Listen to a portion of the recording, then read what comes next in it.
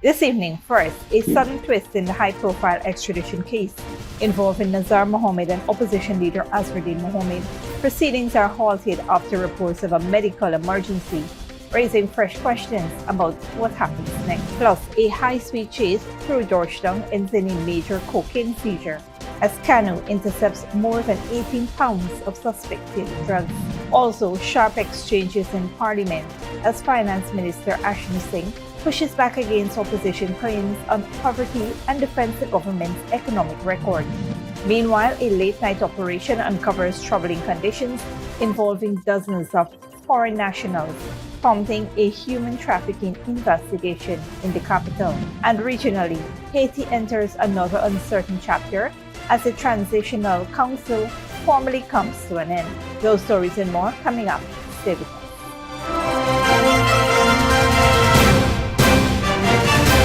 Welcome to this broadcast of Channel 2's Headline News Update for February 9th, 2026. I'm Bibi Bacchus. Thank you for joining us. First up, extradition proceedings against prominent businessman Nazar Mohamed were abruptly halted earlier today after his son, opposition leader Azruddin Mohamed, confirmed that his father is currently hospitalized, sparking uncertainty in a high-profile case that has captured national and international attention. Yes, he got a heart complication, got a pressure issue, diabetes. I guess it's age, I'm 73 years of age. And this is really taking a toll on him. I wish him a speedy recovery. Showing reporters a photo of his dad lying on a hospital bed, Mohamed confirmed that his father is currently hospitalized. The extradition proceedings involving the father and son duo were adjourned for 1 week after the court was informed that he was ill and unable to attend the hearing. The matter being heard before Principal Magistrate Judy Latchman at the Georgetown Magistrates Court was rescheduled for Monday, February 16, when a report on Mohamed's condition is expected. Lawyer for the U.S., Glenn Hanuman, wished Mr. Mohamed a speedy recovery, but said that extradition proceedings may continue in his absence. Documentation didn't say he was hospitalized, but we understand that he is worsening today. Okay. And we understand the circumstances. The procedure is not carefully set out. However, in July 2024, normal preliminary inquiries were abolished, and now all these types of matters have to be done by way of paper committal. Under the Paper Committal Act, there is an allowance for the absence of an accused person for the proceedings. Previously, during normal PIs, the accused had to be present because when depositions are taken, they have to witness it. They have to witness the person signing the deposition. But under the new regime in Guyana, if someone is sick and if that person consents to the accused representing him in his absence, then the lawyer presenting being present in court, the matters can go ahead. Meanwhile, asked if he is prepared to have Mr. Mohamed appear virtually, defense attorney Cian Durjon responded in the negative. No. At least if he feels much better, he will come on the next occasion. But as of now, I don't think the magistrate is willing to entertain too much virtual appearances.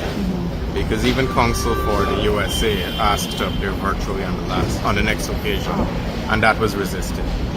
The extradition committee hearings concerns requests from United States authorities seeking to have Nazar Mohamed and Azruddin Mohamed stand trial in Florida federal court on charges including wire fraud, mail fraud, and money laundering, allegedly linking to their gold trading operations.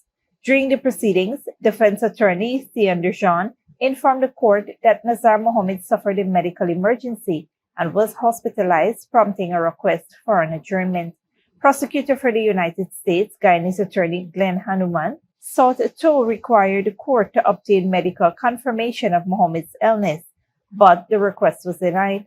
The hearing was also expected to continue with cross-examination of Permanent Secretary in the Ministry of Home Affairs, Sharon Rupchan Edwards, who was present in court. Investigations and legal arguments in the matter are expected to continue when the case resumes next week.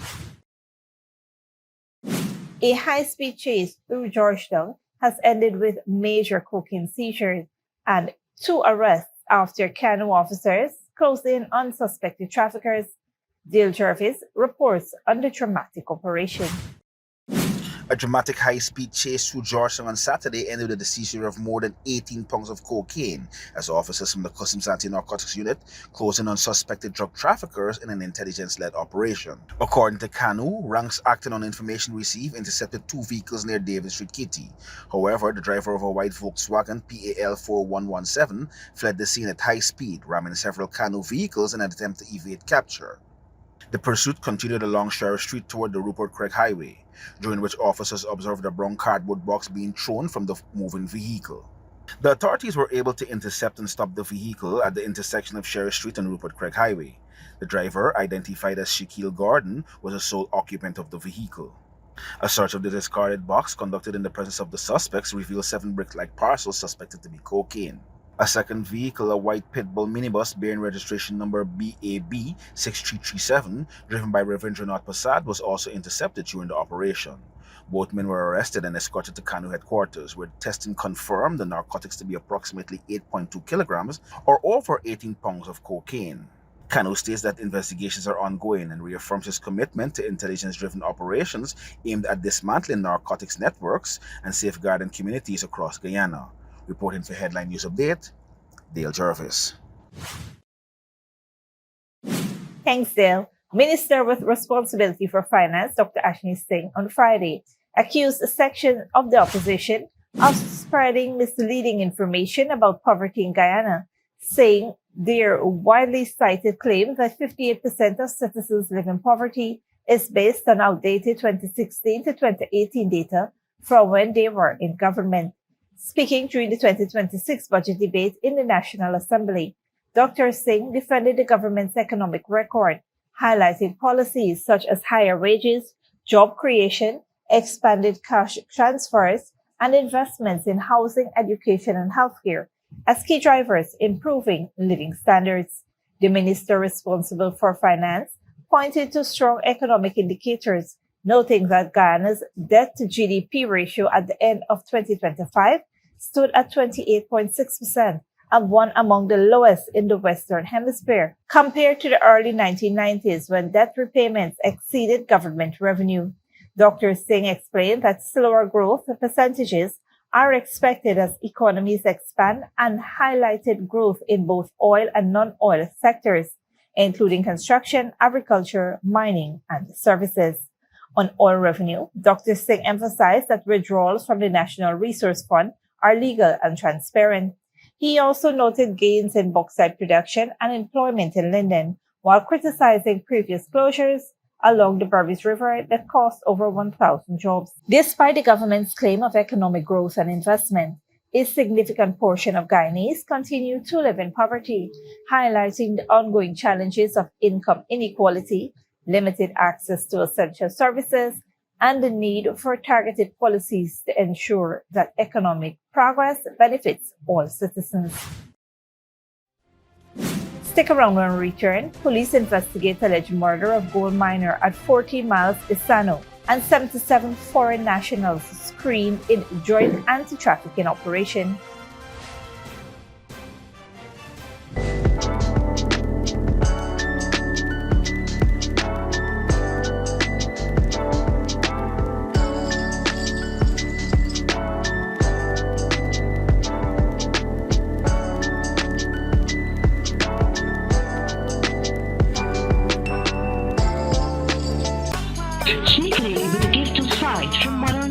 Services. Let our professional team examine and prescribe what's best for your eyes. Common smiles make fashionable faces. See us for a full line of optical services, including brand name and prescription eyewear.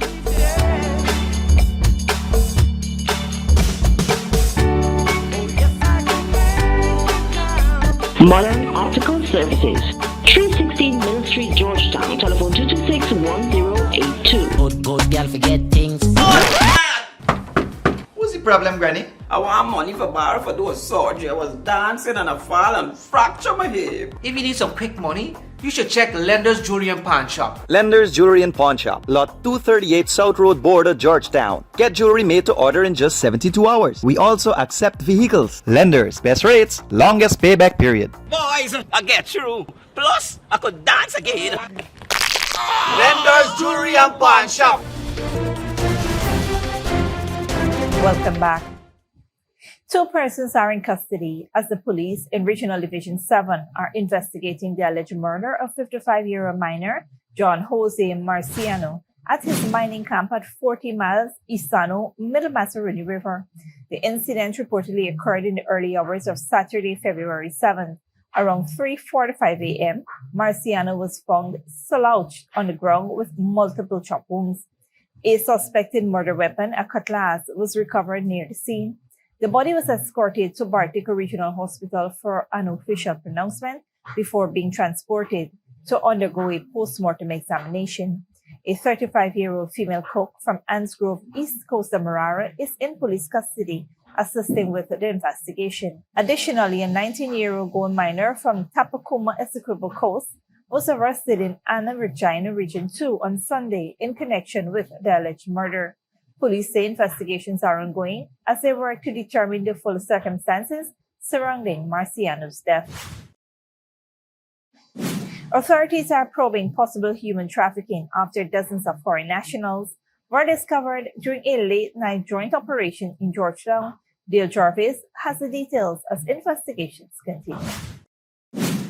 Authorities have launched an investigation into possible human trafficking after dozens of foreign nationals were found living under troubling conditions during a late-night joint operation in the capital, raising fresh concerns about exploitation, debt bondage, and document retention in Guyana. Guyana Police Force has reported that they have launched a probe into reports of suspected trafficking in persons, following a joint anti-trafficking exercise conducted late Saturday night into early Sunday morning at a building located at the corner of Charlotte and Albert Streets. The operation, carried out between February 7th and 8th, involved ranks from the Trafficking in Persons Unit, the Criminal Investigation Department Headquarters, the Ministry of Home Affairs, and the Ministry of Human Services and Social Security's CTIP unit. Acting on information received, the team visited the premises and screened 77 Cuban nationals, including men and women, for indicators of human trafficking. Several individuals reported traveling to Guyana under credit arrangements, alleging their travel documents were being held until repayment was made. These claims are now part of an ongoing investigation. All individuals were handed over to the Ministry of Human Services and Social Security for further assessment and support. A search of the premises revealed no illegal items and no arrests were made. Police say investigations remain ongoing. Authorities are urging anyone with information on suspected human trafficking or related activities to come forward. Reports can be made confidentially by contacting the Trafficking in Persons hotline as displayed on the screen. Reporting for Headline News Update, Dale Jarvis. Thanks, Dale. Don't go way after the break. Venezuela's controversial amnesty law legislation raises concerns about accountability. And Pakistan mosque attack. Authorities arrest 5 people over suicide bombing. Good girl forget things. What's the problem, Granny? I want money for borrow for those surgery. I was dancing and I fall and fracture my hip. If you need some quick money, you should check Lender's Jewelry and Pawn Shop. Lender's Jewelry and Pawn Shop, Lot 238 South Road Border, Georgetown. Get jewelry made to order in just 72 hours. We also accept vehicles. Lender's, best rates, longest payback period. Boys, I get through. Plus, I could dance again. Lender's Jewelry and Pawn Shop. Sneakily with a gift of sight from Modern Optical Services. Let our professional team examine and prescribe what's best for your eyes. How smiles make fashionable faces. See us for a full line of optical services, including brand name and prescription eyewear.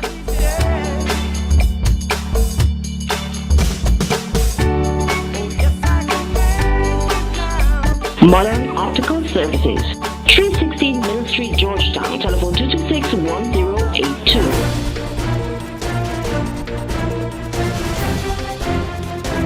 Welcome back. Now we take a look at what's happening in the region and around the world. Good evening, I'm Dominic Gittins. Tonight, the U.S. urges Caribbean nations to move away from Cuba's Medical Brigade program, raising sharp regional concern. Haiti's Transitional Council formally ends its term. Venezuela approves a new amnesty law, and mourners gather in Pakistan after a deadly mosque attack. We begin in the Caribbean. The United States Embassy in Barbados has urged Caribbean nations to pursue alternative methods for recruiting healthcare workers, intensifying criticism of Cuba's medical brigade program. Washington accused the van of forced labor and warned that participating government risks complicity in human rights abuses. The statement follows regional backlash after St. Lucia's Prime Minister said the U.S. discouraged medical training in Cuba, a program long relied upon across the Caribbean. Haiti's Transitional Council has formally ended its term after a period marked by deepening insecurity, corruption allegations, and political infighting. The 9-member body, installed in 2024 with backings from the United States and Caribbean leaders, was tasked with restoring order and organizing long-delayed elections. Al Jazeera's Alexandre Rampieti reports. A somber ceremony for the end of Haiti's Transitional Council.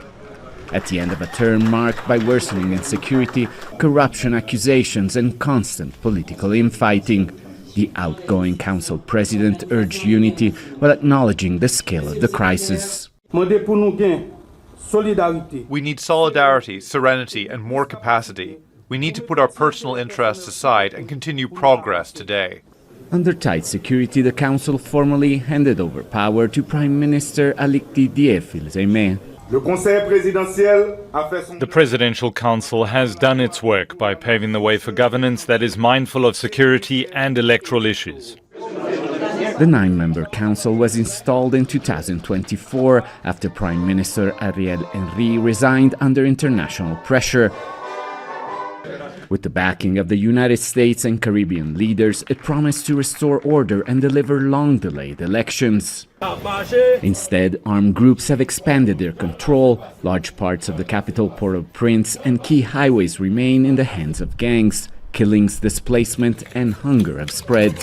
In late January, several council members tried to oust the Prime Minister, but Washington warned of consequences and publicly backed him staying on.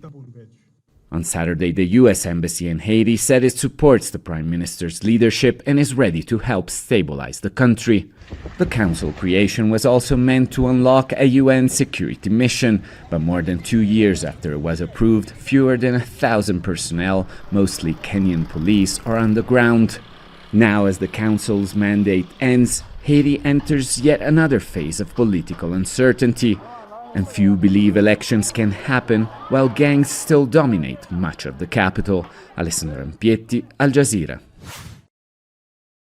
Venezuela's National Assembly has approved a new amnesty law, which could result in the release of hundreds of political prisoners. Officials say it's a step towards national reconciliation after the U.S. captured President Nicolas Maduro. But for many Venezuelans, the law raises questions about trust, justice, and accountability. Al Jazeera's Nora Soto reports. En nombre de Dios, aprobado por unanimidad. The new law, voted this week, offers amnesty to hundreds of detainees, especially those accused of political crimes since the start of the Chavez era in 1999. The government says it's a first step toward reconciliation after years of political conflict. The late President Hugo Chavez asked for forgiveness and forgave. We also ask for forgiveness. We must also forgive. But outside detention centers, the mood is more cautious. For almost 28 days, families of detainees have camped here, waiting for news about their loved ones. Mothers like Evelise Cano, whose son has been imprisoned for nearly 2 months, are calling for justice and demanding reconciliation in the country.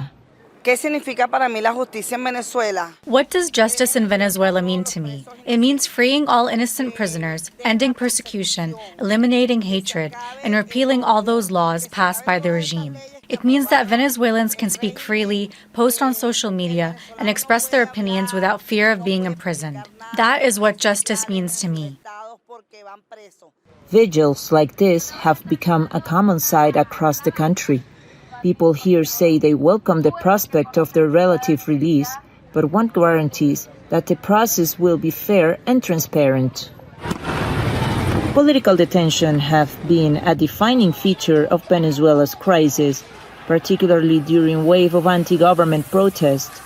Human rights groups have documented thousands of arrests over the years, many described as politically motivated. On the streets of Caracas, reactions to the amnesty law are mixed. Some express ignorance about the reach and extent of this new law, and others approve of this new initiative and see it as a chance to turn the page. I strongly agree with the amnesty law, because political prisoners should never have been there, and even less so because of the whims of this government. The government says this amnesty law is meant to heal the country after years of political conflict. But for many Venezuelans, trust will depend on what happens next and whether the promised releases bring justice and reconciliation. Nori Soto, Al Jazeera, Caracas. Mourners in Islamabad held funerals for victims of a suicide attack on a Shia mosque under tight security, with many residents criticizing a security lapse. Al Jazeera's Kamal Haider reports. Mourners bid their final farewells to the victims of the attack on the Shia mosque in Pakistan's capital. The funerals were held under tight security. Many people we spoke to say the suicide bombing was a major security lapse. The entire country is facing deep insecurity and lawlessness, yet the government appears consumed by its own affairs, seemingly indifferent to the suffering of innocent citizens. The security agencies are fully responsible for these attacks, and I think they should have some serious efforts to control these militant attacks, especially for Shia community. ISIL has claimed responsibility. Pakistan is a Sunni majority nation, but Shiite Muslims make up between 10 and 15% of the population and have been targeted in the past. The attack comes as Pakistani security forces battle intensifying insurgencies in the south and northern provinces that border Afghanistan. Islamabad says armed groups are using Afghan territory to launch attacks, accusations the government in Kabul has denied. The Afghan government is providing support to terrorist elements operating from Afghan soil. These groups have escalated their confrontations with the Pakistani state and, by bombing a mosque, have sent a clear message that no place in Pakistan is beyond their reach.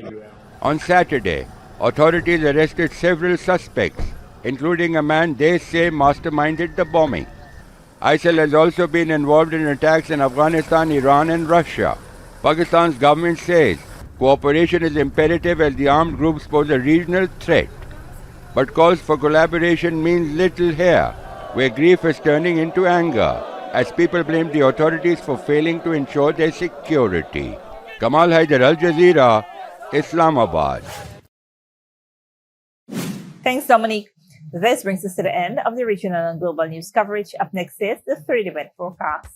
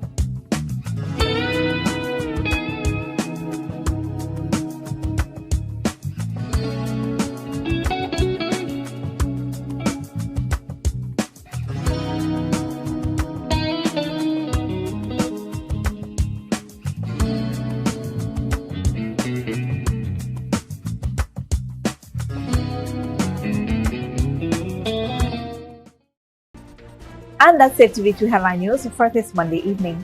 As we take our leave, we invite you to follow us on Facebook and YouTube. You can tune in tomorrow at 6:30 a.m. for a rebroadcast and at 7 p.m. for more news. Until then, please take care of yourselves and each other.